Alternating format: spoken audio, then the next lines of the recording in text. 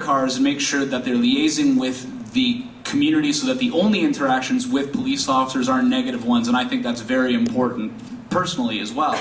The NDP will also ensure that crime prevention programs are also a major part of this as well, and certainly community-based approaches to justice are often more effective than locking tons of people up in mega prisons. This is absolutely terrible, and that needs to be changed and challenged. So the NDP is looking at it.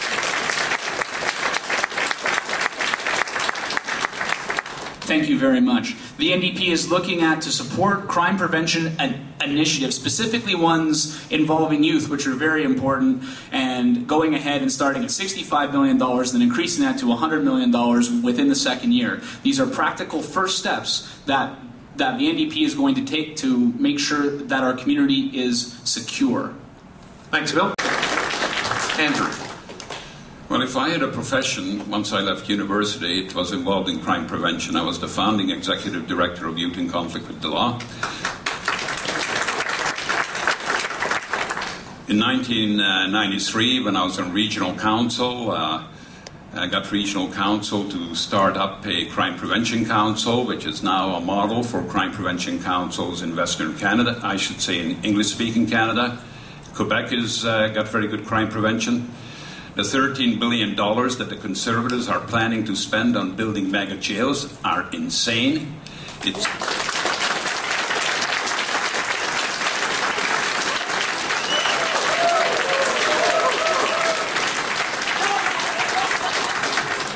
copying the bankrupt American model. And the ironic thing is, Newt Gingrich, who's a right-winger in the United States, is working in a bipartisan fashion to start copying the Canadian model. So why the heck do we want to go someplace they realize is bankrupt, and we want to go there when they want to come to where we are? Doesn't make any sense.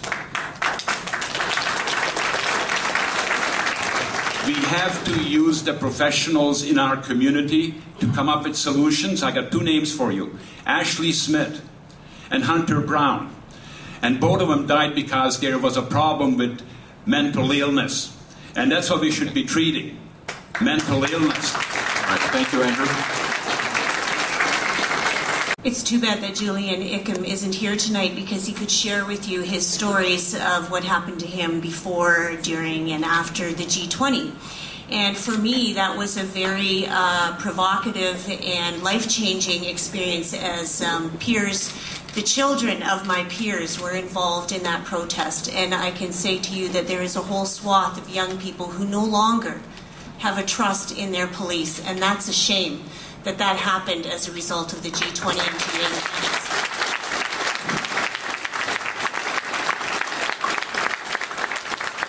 I also believe very strongly in community policing and believe it is the way we need to go in the future. I've participated in mass bicycle. Critical mass is something that happens at the end of a month, and loads of people on bicycles go down King Street and drive the police crazy, I think, and a lot of other drivers. And it's been very interesting to experience the police interacting with young people who are trying to send out a message. And I also was pleased to read in Jeff Audit's article in the Record recently about crime, the police making inroads into dealing with something that has been very hidden in this community, which is domestic violence, which is the root of the increase in violent crimes in Waterloo. We still have a very safe community, but I think the police have to absolutely integrate with the social services locally. Thank you, Kathy.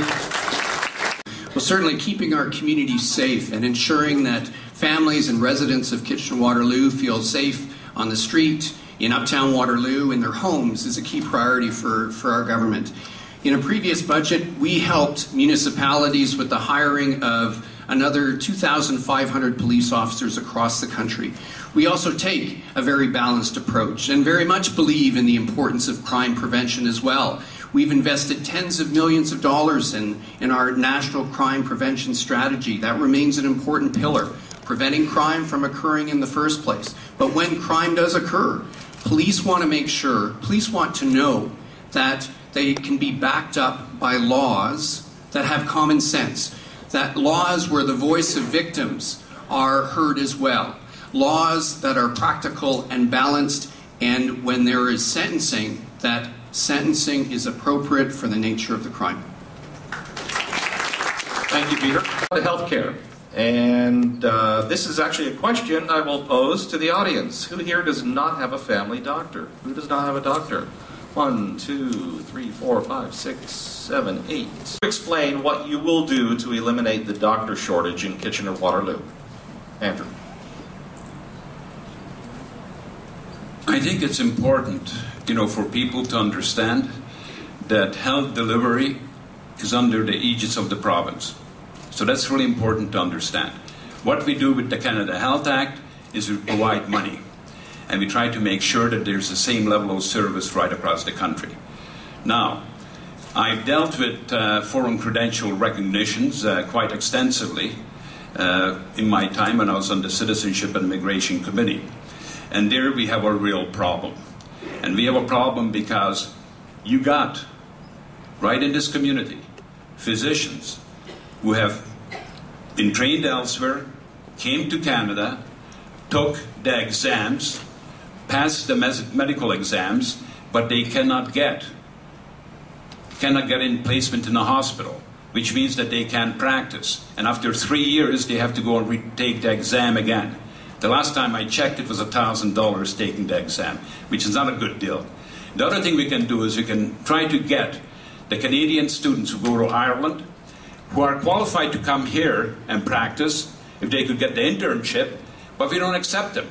They go down to the States. And then if they're done in the States, they might come up to Canada. That doesn't make any sense either. But we have to work with the provinces like we did with the Kelowna Accord. We have to bring all the players to the table, and we have to come up with some solutions because it's critical. Thank you, Andrew. Yeah, I'm going to just preface what I say that I know the assumption behind your question is that the major problem with the medical care system is a shortage of doctors.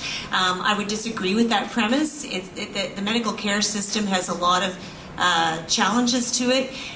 Shortage of doctors is part of it, but it actually isn't the main part of the problem with our medical care system. That's my follow-up question, so you go ahead. Oh, okay. Whoops, jumped ahead. No, that's fine. That's fine. You go ahead. And I agree with much of what Mr. Telegdi has said. However, there needs to be an adult conversation with the professional associations who are the gatekeepers for that assignation for foreign doctors. So we like to say, yes, we need more doctors and blah, blah, blah, but it is those associations who are the gatekeepers, and we need to knock on their door. Thank you, John. Peter. Thank you, Joe. Well, certainly healthcare, the delivery of healthcare is primarily a provincial responsibility, but the federal government plays a very important role, an important funding role. And the Conservative government, the Conservative Party, has made a very clear commitment that we will continue to strongly fund and support a very strong public healthcare system.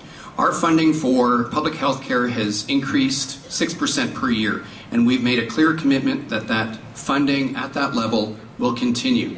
The other thing we've made very clear is that we've made a commitment to Canadian people that we will reduce and eliminate our deficit. But we're going to do that without cutting transfer payments to provinces. That's what the Liberals did in the 1990s. That's how they eliminated their deficit. We've made a clear commitment that we will not cut healthcare and we will not cut education. Secondly, it's about immigration. It's about ensuring that our foreign credentials recognition system works more rapidly and more effectively. We're working with the provinces hand in hand to ensure that that happens. And we've established a framework with the provinces. And we have target occupations that we want to fill through the talent that immigration brings. In 2010, we identified, for example, engineers. In 2011-12, we have identified physicians and dentists to fill those available occupations through talented new Canadians. Thank you, Peter. I'd like to remind voters that coming up very soon in 2013 and 2014, the next government is going to have the responsibility of negotiating a new healthcare accord with the provinces. So this is very important, and I would like you to choose wisely on this question, because this next government could very well dictate exactly what healthcare is going to look like in this country. So this is a very important question. Speaking specifically to the question about doctors and nurses, my mother-in-law is a nurse down in Leamington, Ontario, and small town hospitals are very much underfunded, and given the stories that I've heard from her, she and all of her nursing staff are absolutely run off their feet, and they're having a hard time getting other people to go into the nursing profession. There are very difficult times down there, and I think in retaining all the talent that we're training at Conestoga College from our nursing students, and also from the family doctors that we're training at the Family Health Sciences Center down at Mac University in downtown Kitchener. These are practical first steps to help alleviate this problem and make sure that we have a healthcare system that we can depend on. We're going to continue on the theme of what you mentioned, Bill Brown, about the funding agreement, which the current federal funding party's priorities for national health care beyond 2014. Kathy. The Green Party is very concerned that the Canada Health Act is being eroded and is not being supported. So very first off, when we go into those negotiations with the province in 2014, we need a government that will stand up for the 5 key areas of the Canada Health Act, and I'm going to name them off right now, that it's fully publicly administered in a not-for-profit fashion, that it is of Canada must be covered, and accessible in that all insured healthcare services are available to all. No discrimination based on age, health status, or financial circumstances. Another part of healthcare, actually one of the largest parts of our healthcare, 20% is pharmaceuticals, the cost of drugs. We need a national pharmacare program, and that needs to be discussed at those 2014 meetings, and they should be meeting about it now. A lot more when it's not taking that huge chunk out of our finances. Thank you, Kathy. Peter Braid. Well, thank you. Well, as I've mentioned, our government is very clearly committed to a strong public health care system. We are very clearly committed to a strong Canada Health Act, in particular, the aspects of universality and accessibility. We've made a clear commitment that beyond 2014, our funding for health care will continue at current levels at 6% increase a year. And lastly, we will eliminate the deficit without cutting transfer payments to health care.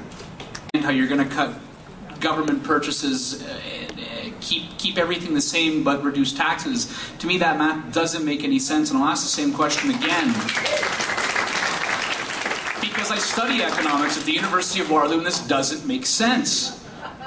Goodness, I will ask Mr. Braid again to please tell Canadians exactly what services will be cut in order to make this happen. Now is not the time for a balanced budget. Now is the time to make sure we have the services we need so that we can keep coming out of this economic crisis strongly and stronger than ever. Now, to answer your question about the healthcare accord, we need to take a look at making sure that this public health system that Tommy Douglas and the NDP helped bring to this country is enshrined and stronger than ever.